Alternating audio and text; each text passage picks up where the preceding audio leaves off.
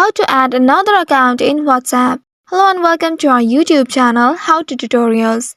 In today's video, I'm going to show you how you can add another account in WhatsApp.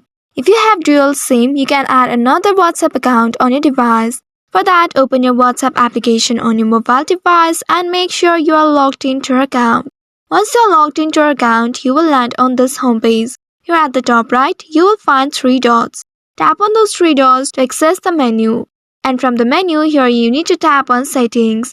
Once doing that, now you will be taken to the Settings page. Here you need to tap on this Account option at the top. Once you tap on Account, here you will see Add Account button at the very bottom just above of this Delete Account. Tap on this Add Account, and here you will see Add Account option.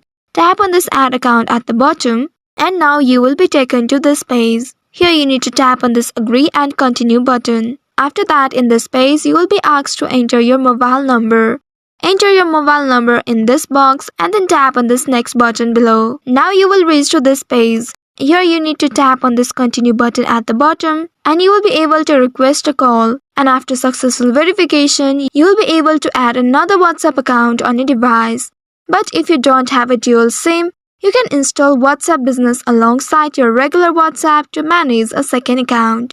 You can open your WhatsApp Business application on your device and you need to tap on this login button at the very bottom and then you need to agree to the terms and conditions. Tap on this Agree and Continue button at the bottom and here you need to enter your phone number. Once you have entered your phone number, tap on this Next button and verify it. You need to follow the set of prompts to complete the account configuration. And once it is verified, you will be able to use your WhatsApp Business account in your mobile device. So by following these steps, you can easily manage multiple WhatsApp accounts. I hope this tutorial was helpful. If yes, don't forget to like, share and subscribe to our channel. Also hit that bell icon to never miss any updates from us. Thank you for watching.